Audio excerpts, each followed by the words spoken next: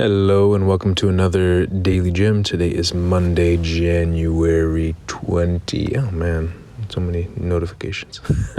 January 29th, 2024.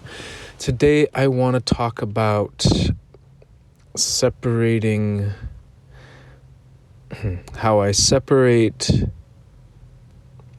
my worth from my behaviors, or basically from how good I am from what I do. How good the things are that I do. So to go more in depth with this, I would say one of the things that has helped me out the most over the last, maybe even 10 years now, has been this idea of separating my worth from my behavior. Basically saying that no matter what I do, no matter what I say, no matter what I have or don't have or believe or feel, etc., I am still a good person. So kind of like separating my essence and my worth from things that I have done or have happened to me. And I think this small thing has helped me so much. And conversely, I think it hurts and damages so many people in this world when we don't have that separation. Because with this, say, for example, I have done something to hurt somebody. If I link the two together, then if I did something that hurt somebody, therefore, if that person felt a bad thing or I did, quote unquote, a bad thing, therefore I am a bad person, then I could really have a low perspective on myself. And then if anybody criticizes anything that I do, if they say, oh, I can't believe you did that, or if they say, what you did really hurt me. Even if they say it in very specific language of that thing that you did, when you did that thing, I felt really hurt.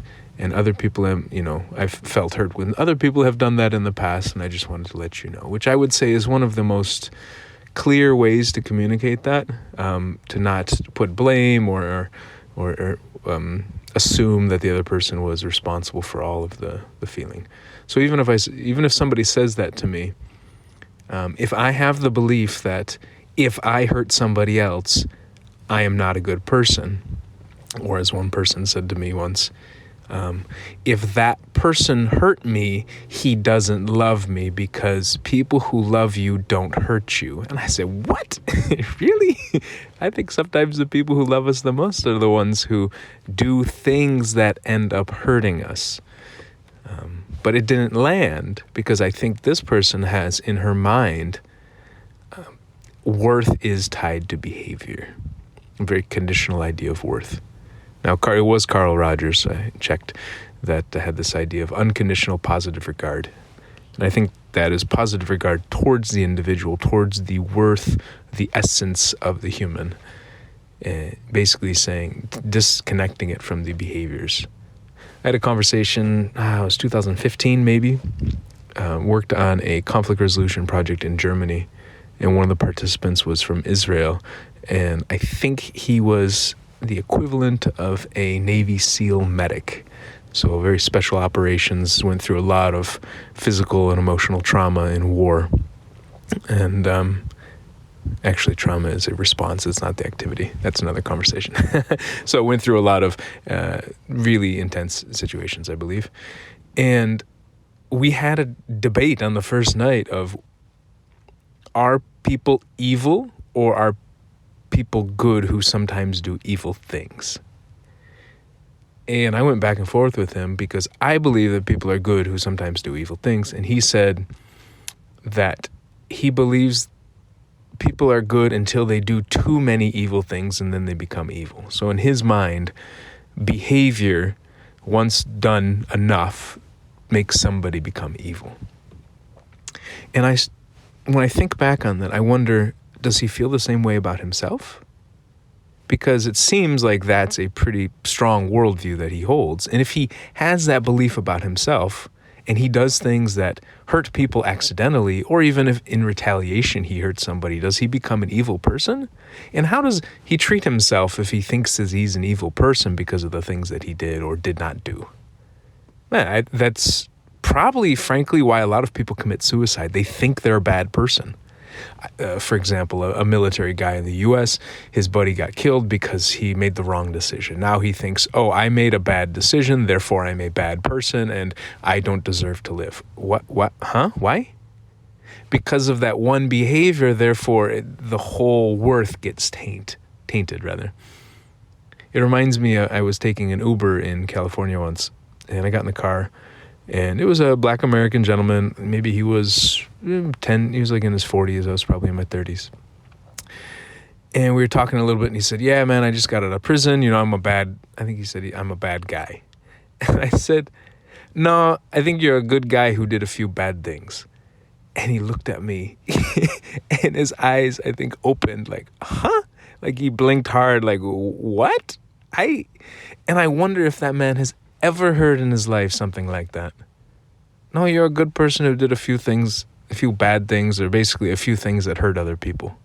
Now, do I like the things that you did? No. But do I think you're a bad person because of those things? No. I still think you're a good person.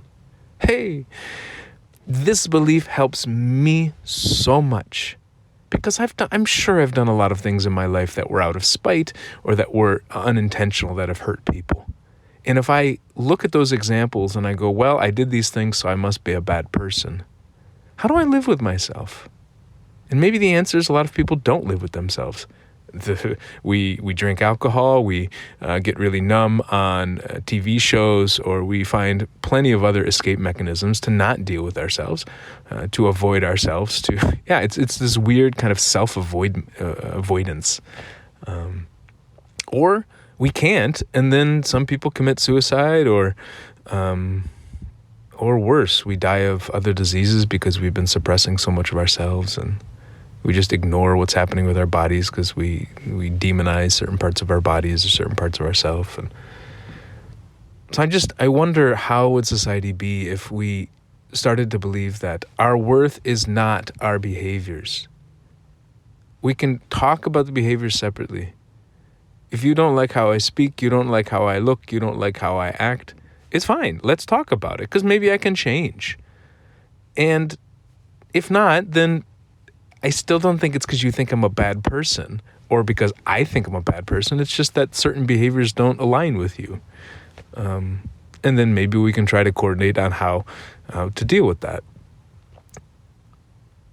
It's just, I find conflict resolution so incredibly difficult with other people and with myself when there is the belief that someone's worth is tied directly to their behaviors. And so again, I'll say, for me, what has helped me so much is believing that I'm a good person no matter what I do, no matter what I believe, no matter what I say, no matter what I have. And sometimes what I do, say, believe, have hurts other people and even hurts myself. And so how can I look at those things without automatically assuming that I'm bad, that there's something rotten or evil within my core? Because if I can maintain that sense of self-worth, a sense of self-goodness, I think I also maintain the goodness of other people. You know, that core goodness of other people. And then it's a lot easier for me to look at them when they say something or do something that hurts me and not think, oh, they just have this essential evilness to them. So anyways, at 9 minutes, I am going to end this before the music intro and outro kick it over 10 minutes, and I can't go over 10 minutes. So great talking with you. Talk to you tomorrow.